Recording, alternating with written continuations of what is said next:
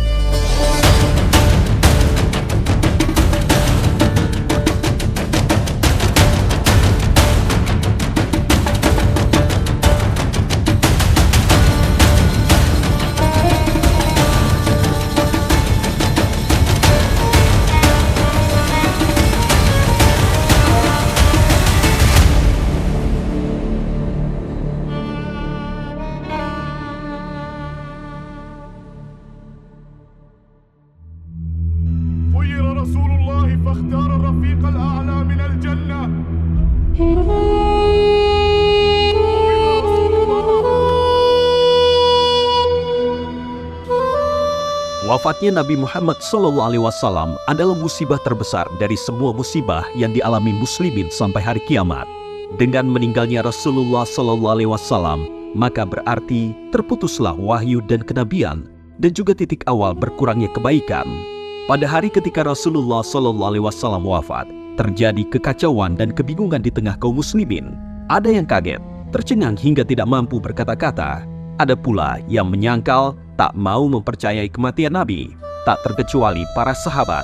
Utsman bin Affan terpaku dan diam 1000 bahasa. Ali bin Abi Thalib mengurung diri di rumah Fatimah. Sedangkan Umar bin Khattab menyangkal dan mengatakan bahwa Nabi tidak meninggal. Umar beranggapan Nabi sedang menghadap Allah, sebagaimana Nabi Musa meninggalkan kaumnya selama 40 hari untuk menghadap Allah Subhanahu wa Ta'ala. Akhirnya tanpa menghiraukan Umar, Abu Bakar mengatakan di hadapan manusia, Amma ba'du, faman kana minkum ya'budu Muhammadan sallallahu alaihi wasallam, fa inna Muhammadan qad mata, wa man kana minkum ya'budullaha, fa innallaha hayyun la yamut. Kemudian beliau lanjutkan dengan membaca surah Ali Imran ayat 144 di hadapan orang banyak yang tengah kebingungan. Wa ma Muhammadun illa rasulun qad khalat min qablihi ar-rusul. أفإن مات أو قتل انقلبتم على أعقابكم ومن ينقلب على عقبيه فلن يضر الله شيئا وسيجزي الله الشاكرين. Mendengar Abu Bakar membacakan ayat tersebut, Umar serta orang-orang yang hadir pun tersadar bahwa Rasulullah SAW memang benar sudah meninggal dunia.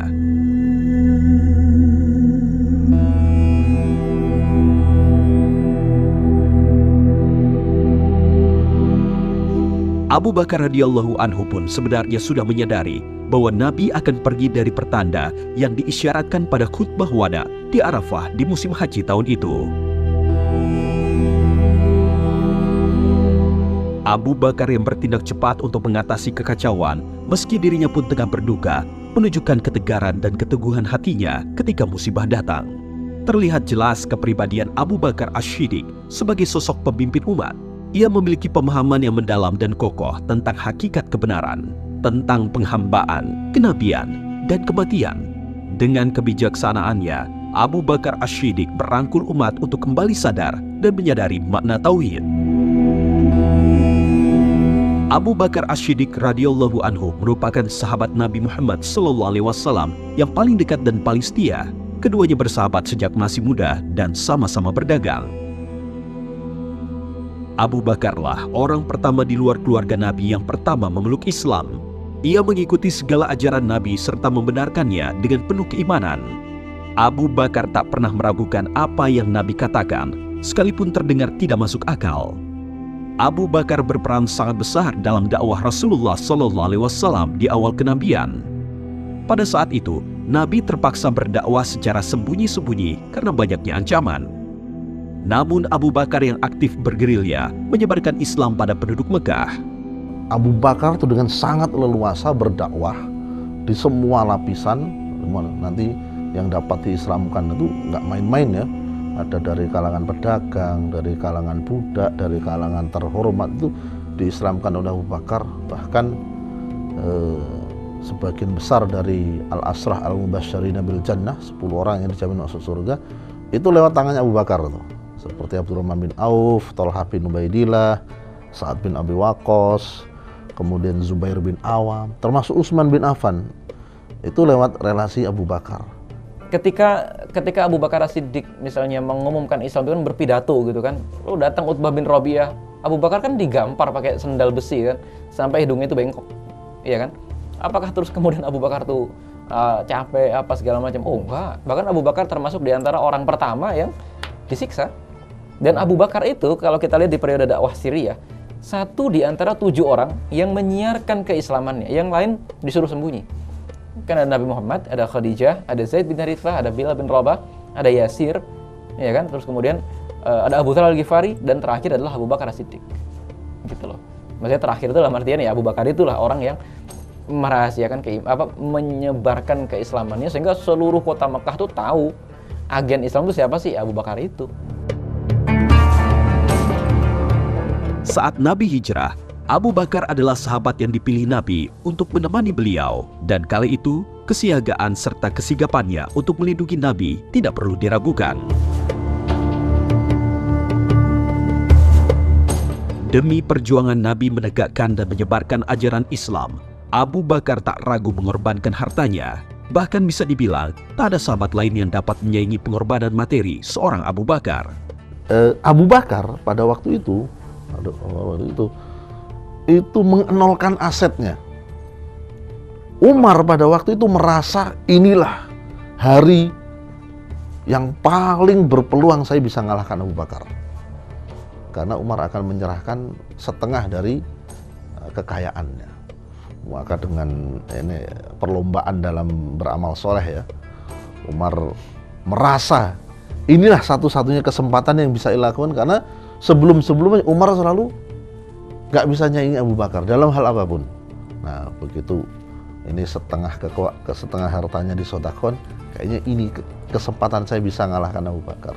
Ketika Umar menyerahkan itu, apa yang kau sisakan untuk keluargamu yang mau? Ya seperti itu juga ya Rasulullah. Jadi setengahnya. Rasulullah mendoakan dua-duanya. Setelah itu datanglah Abu Bakar. Apa yang kau sisakan untuk keluargamu ya Abu Bakar? Allah dan Rasulnya. Gak ada lagi. Sampai kemudian ayahnya Abu Quhafah itu agak uring-uringan mendatangi rumahnya Nabi. Waktu itu sudah dalam keadaan buta. Yang dijumpainya itu Asma waktu itu. Ayahmu itu terlalu banyak ngeluarkan hartanya. Oh enggak, masih ada kok ditinggalkan ayah. Dipegang tangannya, ada kantong itu diisi batu oleh Asma dan disuruh ngeraba. Nah, cukuplah kalau segitunya. Padahal nggak ada apa-apa.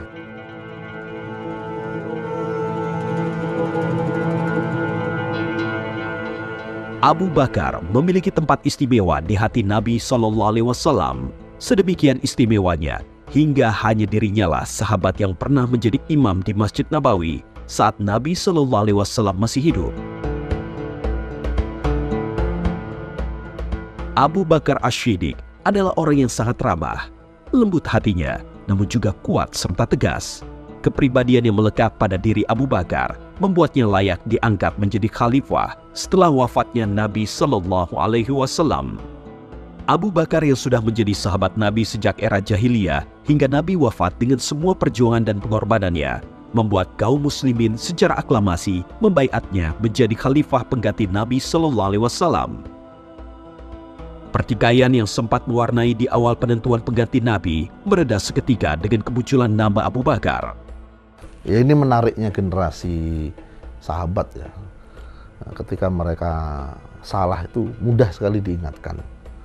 Ketika mereka itu dinasehati dengan sepenggal nasihat saja, mereka dengan cepat sekali rujuk. Ya, barangkali saat itu mereka terbawa oleh suasana ya sedikit tentang kabilah lah ya, kesukuan dan lain sebagainya. Karena posisinya gini, Nabi itu bukan kelahiran Madinah. Ya. Kemudian posisi orang-orang muhajirin itu kan ya istilahnya pendatang. Ya. Jadi klaim untuk kami yang berhak memerintah di tanah kami itu kan sebenarnya wajar saja kan, wajar saja kan. Tapi kemudian ketika diberikan pengertian, loh, kalau kita itu sudah dimuliakan oleh Islam, cara pandangnya bukan seperti itu. Bukan seperti itu. Ada barometer yang lebih tinggi dari itu. Bukan sekedar tuan tanah, pemilik ini. Loh, lihat ini ada Abu Bakar, ada Umar, orang yang pertama kali beriman, berjuang bersama, menderita bersama, yang istilahnya secara kontribusi ini lebih berhak untuk dihargai ketimbang hanya sekedar kami yang punya wilayah ini. Dan dengan sangat mudah pada akhirnya orang-orang Ansor itu, oh iya ya, alangkah istilahnya ya celakanya kita kok sampai berani-berani mendahului Abu Bakar, sahabat Nabi, mertuanya Nabi, orang yang pertama kali masuk Islam. Iya, para ulama juga sudah sepakat bahwa tidak ada seorang sahabat pun yang ilmunya melebihi Abu Bakar. Dari biografi jelas dia orang yang nyaris tidak pernah tidak membersamai Rasulullah Shallallahu Alaihi Wasallam. Siapa sahabat yang senempel itu sih sama Rasulullah? Nggak ada, ya kan? Satu ilmu. Yang kedua, yang membedakan dengan beliau adalah banyaknya tanda pengesahan dari Rasulullah Shallallahu Alaihi Wasallam yang udah ente jangan ngeraguin dia gitu loh. Validasinya dari Rasul. Oh iya, validasi.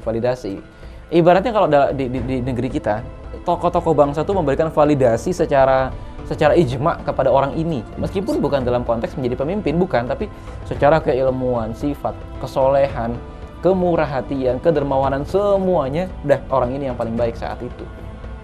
Gitu loh. Sehingga saat itu tersisa satu kekurangan beliau di mata orang-orang persahabatan pada saat itu, terlalu lembut, gitu aja. Kekurangannya itu doang. Tapi ternyata gitu loh, begitu menghadapi medan perang, beliau adalah orang yang paling depan, beliau adalah orang yang paling tegas. Umar aja kalah. Siapa orang yang pernah megang jenggotnya Umar selain Abu Bakar? Ya kan? Setelah dibaiat sebagai khalifah, Abu Bakar berpidato singkat di hadapan masyarakat umum. Aku diangkat mengepalai kalian, dan aku bukanlah terbaik di antara kalian. Jika aku berbuat kebaikan, maka dukunglah aku. Jika aku berbuat keburukan, maka perbaikilah aku. Kebenaran itu suatu amanat, dan kebohongan suatu khianat. Yang terlemah di antara kalian, aku anggap terkuat sampai aku mengambil dan memulangkan haknya. Yang terkuat di antara kalian, aku anggap terlemah sampai aku mengambil hak si lemah dari tangannya. Janganlah seorang pun di antara kalian meninggalkan jihad. Kaum yang meninggalkan jihad akan ditimpakan kehinaan oleh Allah. Patuhilah aku selama aku mematuhi Allah dan Rasul-Nya. Bila aku mendurhakai Allah dan Rasul-Nya, tiada kewajiban bagi kalian untuk patuh terhadapku. Ketika Abu Bakar menyampaikan khutbah di hari pelantikannya, kemudian menyinggung masalah itu, orang yang paling kuat itu di hadapanku itu adalah orang yang paling lemah ketika dia di atas kebenaran, dan orang yang paling lemah di hadapanku itu adalah orang yang paling kuat di antara kalian, tapi dia di jalan yang salah. Ini menegaskan beliau ini ingin menaikkan umat ini untuk tidak lagi bertumbuh pada nilai-nilai jahiliyah. Nilai jahiliyah. Dan ini nanti akan menjadi satu pembuktian. Karena Abu Bakar ini dianalisa, disinyalir mendapatkan rongrongan dari berbagai wilayah untuk melepaskan diri, entah peristiwa pembangkangan zakat atau nabi-nabi palsu dan lain sebagainya. Itu salah satunya itu meragukan ketokohan Abu Bakar. Kalau Rasulullah, Nabi Muhammad, seakan-akan umat itu, oh kami yakin beliau memang paling berhak. Tapi Abu Bakar apa? Siapa dia? Nah, Abu Bakar melihat ini sebagai sebuah degradasi. Nah, kemudian beliau menaikkannya itu dengan apa? Dengan ucapan dan tindakan beliau. Pada masa pemerintahan Abu Bakar As-Siddiq, berbagai masalah internal harus diselesaikan dengan cepat. Masalah yang jika dibiarkan dapat menyebabkan perpecahan dan kehancuran Islam. Wafatnya Nabi Muhammad membuat keyakinan beberapa kabilah terhadap Islam menjadi goyah, hingga ada sebagian dari mereka yang akhirnya menyatakan diri keluar dari Islam. Hal itu dilatari diantaranya adalah karena ajaran Islam belum meresap dan mengakar ke dalam hati mereka, kemudian tidak menyaksikan kegiatan Nabi Muhammad secara langsung, dan ingin kembali kepada kebebasan politik dan agamanya yang lama. Persoalan lain yang dihadapi Abu Bakar sebagai khalifah adalah mereka yang masih menyatakan diri sebagai seorang muslim namun enggan menunaikan zakat. Mereka menganggap zakat seperti upeti, sehingga ketika Nabi Muhammad wafat, mereka merasa tidak perlu lagi membayar dan menyetorkannya ke Madinah. Bagi mereka, zakat bisa diberikan kepada siapa saja yang dikehendakinya. Di samping itu, ada juga yang tidak mau membayar zakat karena memang dia memiliki sifat kikir. Abu Bakar mengeluarkan keputusan akan memerangi orang-orang yang enggan mengeluarkan zakat tersebut, meskipun orang tersebut masih melaksanakan sholat. Ingat ya di peristiwa ketika Abu Bakar itu memutuskan untuk memerangi orang-orang yang enggan membayar zakat, itu sempat diinterupsi oleh para sahabat. Itu diwakili oleh Umar. Apakah Anda hendak memerangi mereka yang sudah mengucapkan asyhadu an la ilaha illallah wa asyhadu anna Muhammadar Rasulullah? Padahal Rasulullah sudah pernah bersabda, siapa yang mengucapkan syahadat, 2 kalimat syahadat, terjagalah dari diriku, hartanya, kehormatannya, keluarganya, kecuali dengan hak Allah. Justru dengan hak Allah ini saya melakukan itu. Wah, ada yang menunjukkan Abu Bakar ini sosok pribadi yang lembut, tapi ketika sudah tegas itu sampai Umar pun nggak berkutik, ditarik jenggotnya Umar. Selemah inikah kamu Umar? Wallahi la uqatilanna man farraqa baina shalat wa zakat. Demi Allah, aku akan perangi siapa yang memisahkan antara zakat dan salat. Ya. Wallahi la uqatilanna, wallahi demi Allah, aku akan perangi mereka yang dulu sewaktu Rasulullah masih hidup, mereka tuh membayarkan zakat walaupun cuma seutas tali unta yang mereka dulu pernah ngantarkan pada Rasul. Sekarang mereka nggak mau bayar lagi, aku perangi karena itu. Abu Bakar As-Siddiq tampil untuk memperkuat bahkan merintis penyebaran Islam serta kedaulatannya. Manajemen pemerintahan Abu Bakar adalah manajemen pemerintahan yang ideal setelah masa kerasulan. Bentuk pemerintahan Abu Bakar adalah sistem pemerintahan yang menghimpun 3 cabang kekuasaan sekaligus, yaitu eksekutif, legislatif, dan yudikatif. Melalui forum musyawarah sebagai lembaga legislatif, Abu Bakar memutuskan kebijakan pemerintahan. Sedangkan tugas-tugas secara yudikatif didelegasikan kepada para sahabat, baik untuk pelaksanaan tugas-tugas pemerintahan di Madinah maupun pemerintahan di masing-masing wilayah. Selain itu, Abu Bakar sebagai eksekutif secara langsung turut menangani dan memberikan kebijakan. Abu Bakar As-Siddiq selalu melibatkan para sahabat dalam menentukan kebijakan. Bahkan Abu Bakar As-Siddiq membentuk sebuah lembaga khusus seperti Majelis Syuro sebagai tempat musyawarah dalam menentukan kebijakan. Para anggota Majelis Syuro yang dibentuk Abu Bakar terdiri dari kalangan para sahabat yang secara keilmuan dan rekam jejak perjuangannya tidak diragukan lagi, baik dari kalangan Muhajirin maupun Ansar. Apabila dihadapkan pada sebuah permasalahan, Abu Bakar segera memanggil mereka untuk dimintai pendapat. Hal ini berangkat dari kesadaran bahwa seorang pemimpin hanyalah manusia biasa, sehingga membutuhkan orang-orang yang bijak dan ahli dalam menjalankan pemerintahannya. Kepiawaian mengelola konflik serta berbagai kebijakan yang dibuat menjadikan Islam sebagai kaedah dan sistem yang hidup dan teraplikasi dengan baik. Masa kekhalifahan Abu Bakar telah mengokohkan pondasi bernegara bagi lahirnya manajemen baru tentang tata kelola pemerintahan yang berciri khas Islam pada pemerintah Islam sesudahnya. Artinya Abu Bakar ini paham gitu loh. Oke, masyarakat ini harus dididik. Masyarakat ini harus ketemu dulu nih standar pendidikannya apa sih, standar ideologinya apa sih, negara ini gitu. Kalau kita samakan itu dalam negara tanda kutip ya, meskipun itu bukan negara. Negara ini dasarnya apa sih gitu loh. Itulah yang diciptakan oleh Abu Bakar. Sehingga dalam masa kekhalifahan selanjutnya mau Umar, Utsman, Ali bin Abi Thalib radhiyallahu anhum, mereka berantem, tapi berantemnya itu sudah punya satu dasar, nggak akan lepas dari dasar itu, gitu loh. Sehingga berantemnya itu, gitu loh, dalam tanda kutip berdebat dalam kabinetnya itu tuh nggak akan keluar dari dasar yang sudah diberi pagar tadi oleh Abu Bakar As-Siddiq selama masa pemerintahan beliau. Abu Bakar mulai menyiapkan rencana-rencana perluasan wilayah Islam atau futuhat setelah berhasil mengatasi persoalan-persoalan dalam negeri. Beliau mengirim pasukan Islam di bawah pimpinan Khalid bin Walid dan Mutslana bin Haritsah As-Saibani untuk membebaskan Irak dari cengkeraman Imperium Persia. Mereka berhasil mengalahkan pasukan Persia dan menguasai beberapa wilayah di Irak seperti Hirah, Anbar, dan beberapa wilayah lain.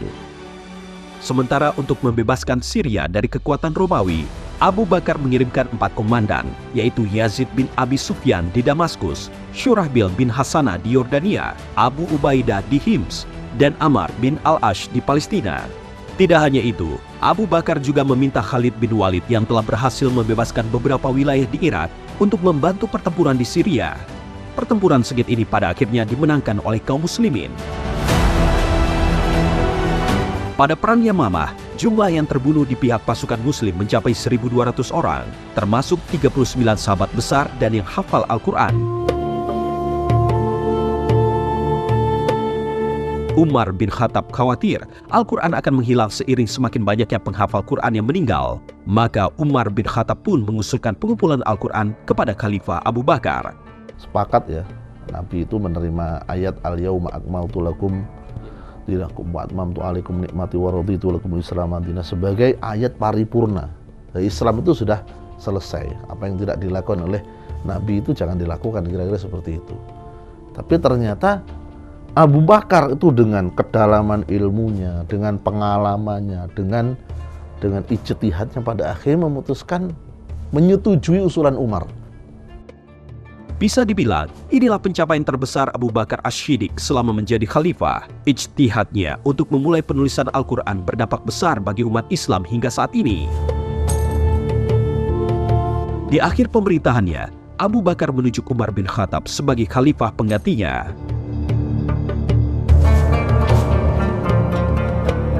Abu Bakar ini adalah orang yang paling menjaga untuk tidak melakukan yang menyelisih Rasulullah. Maka ketika beliau ditanya, kenapa Anda nunjuk? Padahal Rasulullah pendahulu Anda tidak melakukan itu. Abu Bakar seakan-akan berani ngambil resiko. Aku akan bertanggungjawabkan di hadapan Allah bahwa saya serahkan urusan ini ke orang yang paling baik di antara mereka. Dan jangan lupa juga, barangkali ya, Abu Bakar itu juga pernah mendengar hadis Nabi tentang Umar ya. Lau kana nabiyyan min ba'di lakana Umar. Kalau ada nabi setelahku, orang itu pasti Umar. Orang itu pasti Umar. Ini rekomendasi Nabi. Ini sudah cukup menjadi satu acuan bahwa umat ini ya paling bagus itu dalam urusan ini setelah diri Abu Bakar ya Umar. Di antara 4 sahabat Nabi yang menjadi Khulafaur Rasyidin, Abu Bakar jika dilihat dari nasab adalah yang paling rendah. Namun ternyata dari segi perjuangan dan pengorbanan, beliaulah yang paling tinggi kontribusinya terhadap Islam.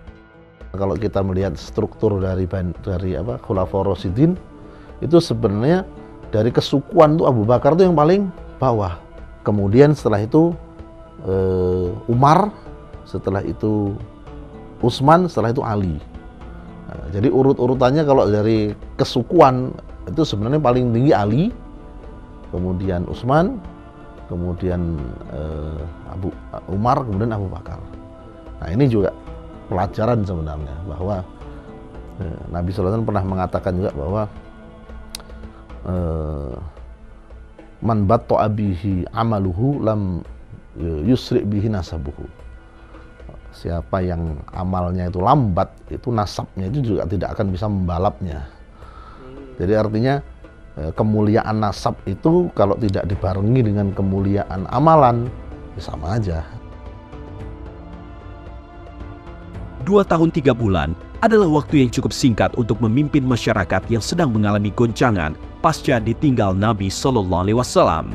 Namun ternyata Abu Bakar Ash-Shiddiq berhasil melaluinya dengan gemilang. Saya kira itu juga termasuk warisan paling luar biasa ya dari kepemimpinan Abu Bakar ya, menstabilkan kondisi negara yang pasca Rasulullah SAW wafat itu dalam kondisi dalam kondisi agak chaos itu, kemudian diwariskan kepada Umar itu dalam kondisi utuh, nggak berkurang, bahkan siap bertambah, siap membesar. Bukan hanya menciptakan stabilitas negara, tapi juga mengukir berbagai prestasi yang berdampak dan bermanfaat bagi umat Islam hingga saat ini.